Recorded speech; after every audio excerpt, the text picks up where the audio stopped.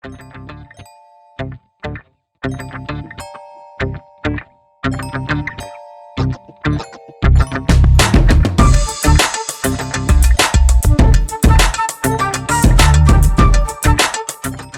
It with Stephen Basita.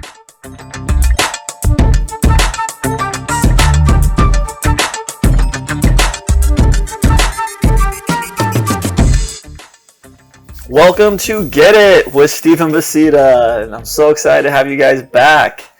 So today's topic, we're going over talking about balance of family and business. I guess there's probably not really a balance for those of you who are business owners or entrepreneurs, but for those of you that are just starting to get into this kind of stuff, we want to go over some things and just, I guess, better prepare you.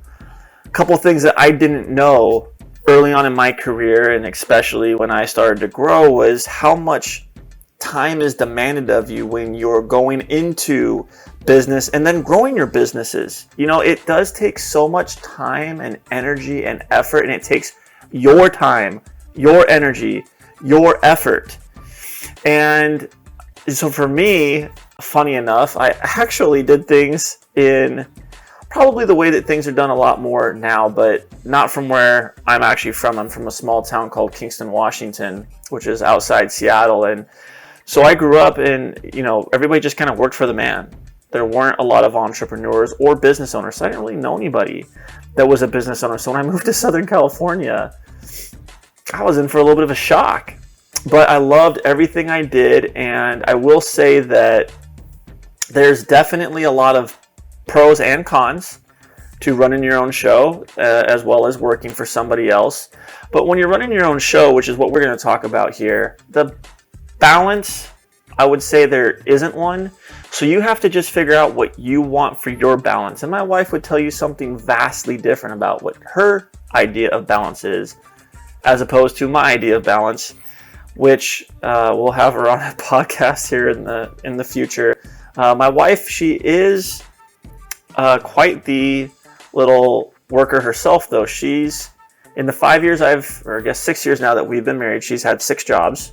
She started off when we first met, and a quick recap fast of kind of our story. So we met on January 27th of 2014. We got married July 5th of 2014. We actually met at my gym through some mutual friends who wanted to set us up on a blind date, and I wasn't having that. I had just gotten out of a serious relationship. I don't make New Year's resolutions, by the way. I made a New Year's resolution. It was to be single for the year. And sure enough, 27 days later, I met the woman of my dreams. So I met her at my gym. Our friend Tiffany, who at the time Tara worked for, had brought her to the gym to work out, and it obviously was a great workout because we got married 5 months later. So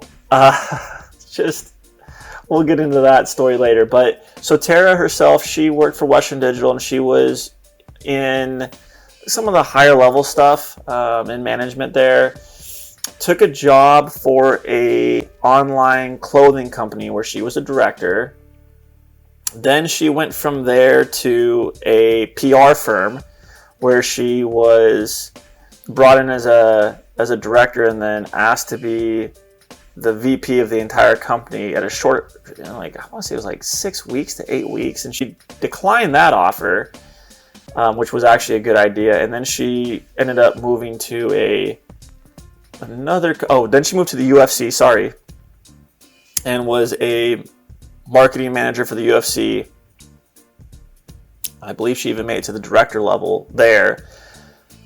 Moved over to this franchise company, Exponential, she's with now, came in as a director, and she just got promoted to VP of marketing for the entire company for Cycle Bar. So she's just killing it, and she's been she's just a worker. So I tell you this because I want you to have an idea of who my wife is. First off, she's not a stay-at-home wife that's lazy and doesn't do anything. She's a go-getter.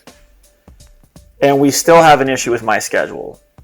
We still have had arguments and fights and yeah, I've been in the doghouse quite a few times. So to get into my little world, so I'm from Seattle area, moved down to Southern California. I lived in my car for a couple of months while I was getting on my feet. I had drove down here in a little Honda Civic with 3 bins of clothes. So I put my bins of clothes at a friend's place. Had a couple couches and floors to sleep on here and there. Slept in my car. Bounced around until I got my own spot. But I was working at LA Fitness part-time. I was working at Circuit City full-time. And I was starting my own business. And so as my business grew, I obviously got rid of Circuit City and then LA Fitness. And really, a couple of the big things, as I was making more and more money and really progressing in my own businesses and stuff, the time demand got more and more. When you're first starting out, you don't have much to begin with anyways. You do everything. And, for those people that are going to be business owners and entrepreneurs and you're just getting into your own thing, you need to understand that you are, unless you have a huge budget or an investor that gives you a lot of money, most of the time you're going to end up doing most of the work in the beginning. And it's actually a good thing because you really learn a lot more about your business. I do think it's good to have some help. It obviously takes a little bit off your plate and you can really get the ball going quicker if you have some help. And I wish I would have had some help at times. And through a couple of my businesses, I did have a business partner. Some of them I didn't. Sometimes I hired someone right away. Sometimes I didn't. It just kind of depended. But I will say that some of the big lessons that I learned is it really is good to have a couple of people you can delegate stuff to. And again, it's based on your business, right? There's going to be some businesses that's not true for. There's going to be other businesses that's very true for. It just depends on the type of business you're going to get into. For my bigger businesses, being a basketball club and gym business, do need employees.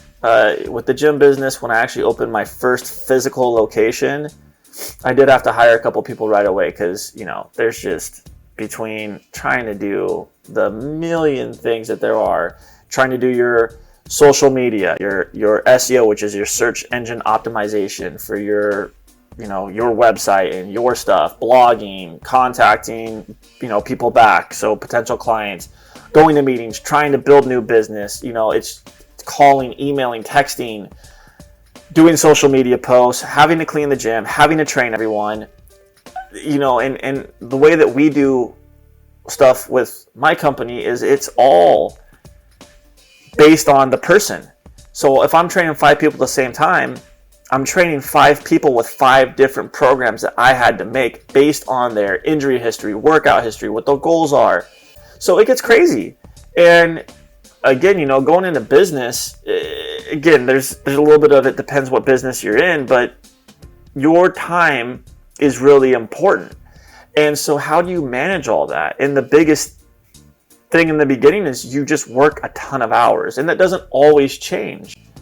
For me, because now I have multiple businesses, time management is huge, and I have to be so self-conscious and maybe even say conscientious to needing to be better with my time management, figuring out, I wake up at 4:30 in the morning, and I go some nights till 9, 10, 11 at night. There's some nights I'm still doing meetings at 10 o'clock to 11 o'clock at night. Drives my wife nuts. We do have a little girl. She's amazing. I love her so much. Her name's Scarlett. She's going to be 4 in June of this year. So going back to it, it's a constant struggle. So knowing how to manage your time is going to be truly, truly, truly important. You also need to have time to continue to learn, not just your industry, but about business management. Self-development and self-growth is huge. And I'm always reading books. I read a book a while back called The One Thing.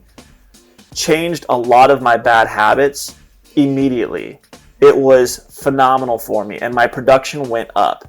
Followed by a book called Mindset by Carol Dweck. That book was amazing, and I have read a lot of books in my life. Those are 2 of the best books I've ever read. I'm actually reading 10X, or the 10X Rule by Grant Cardone right now, which is phenomenal. And again, spending time learning about self-improvement. I mean, it's so important. Learning about business, entrepreneurship, management, all these things, it's so important, and you need to invest time. So again, there's more time. So where do you make your time for your family? Where are you making your time for the things that you need to do, because they're going to want some time too. They don't want to just be an afterthought. And so how do you manage all that? And everybody has to manage things differently. So you have to figure out, how are you going to manage your time? How are you going to manage your life? How are you going to manage the things that you need to do? And how are you going to be able to, of course, manage when everybody else wants your time as well? So if we're thinking about people that want to really get into this lifestyle, let's say, and into these things, then you've got to really figure out, okay, what's my time going to look like from start to finish? From the moment I wake up till the moment I go to bed. And if you can have your day planned, and this is one thing that I really personally resisted for a long, long time, man. I absolutely hate having to have every second of my day planned out. It's crazy. It's crazy thinking. Again, I come from a small town. Let me tell you, I played a lot of video games when I was younger. I had a lot of free time. You know, if I didn't have a few buddies to hang out with, like computer games, video games, I mean, wasting time. I can't even think of how to waste time anymore. I mean, now that we have the whole coronavirus thing going on, I live in California, so we've been on lockdown for a few days, and unfortunately this will last a couple of weeks. So I've definitely been able to spend a lot more time with my family, which has been great. But I still, spend a few hours a day working, emails, texts, phone calls, conference calls, calls with my employees, partners, all that kind of stuff. And then, oh man, and then I'm a busybody. So I redid my whole front yard, which thank the Lord that didn't take a lot of time. But then I redid my backyard with my wife. That took a while. I just gutted my whole garage, redid the whole thing, built all new shelving. One of my buddies came over to help out with that, which was nice. But I mean, reorganized the whole thing. Reading books. I'm spending time doing podcasts. I'm writing another book right now. So I'm always trying to do things and stay. I don't even want to say stay busy, because that's not really true. But when you've been working for so long and so hard and doing all these things, it's hard to turn it off. And that's another thing, like I struggle, and I hate to say this because my wife is going to hear this at some point and she's probably going to stab me in the neck, but I have a hard time even going on vacations, because it's so hard for me to turn my mind off as far as the focus of everything going on and just fully be present with my family. Now, it's not always that way, but to be honest, so last year we went to Texas. We went to Austin, Texas. We have some really good family friends down there that we love, and we went over the 4th of July week, and thank the Lord my businesses were closed that week for the most part. So my basketball club was closed, all my chapters closed. We take that week off, so I had nothing to worry about there. My tournament business closed, nothing to worry about there. And my gym business was on restricted hours. A few days were closed, and my business partner was here, so in California, and was able to manage our staff and all that. So it wasn't a big deal. So I was able to go down to Austin. I had a blast, had no issues. I actually just enjoyed my vacation.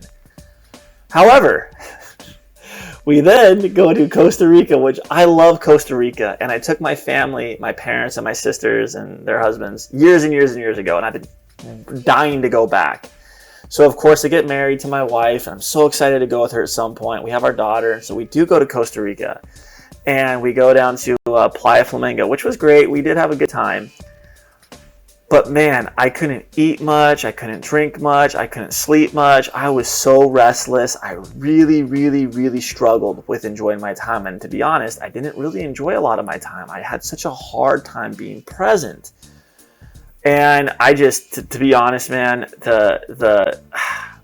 I should have definitely 100% switched my vacations. I should have gone to Costa Rica during 4th of July week and then gone to Texas during the August break, because I didn't really have a break. So my basketball club, we were going through tryouts for my IE chapter, my OC chapter. I hadn't started my Las Vegas, Nevada chapter just yet, which was good because those two chapters with my Orange County, California, my Inland Empire, California, that's enough at the time. So then my gym business was going through some things. We were having all kinds of headaches, and it was pandemonium, just complete chaos. And oh man, I could not believe it. So here I am in paradise, absolute paradise, supposed to be having the time of my life. I was miserable.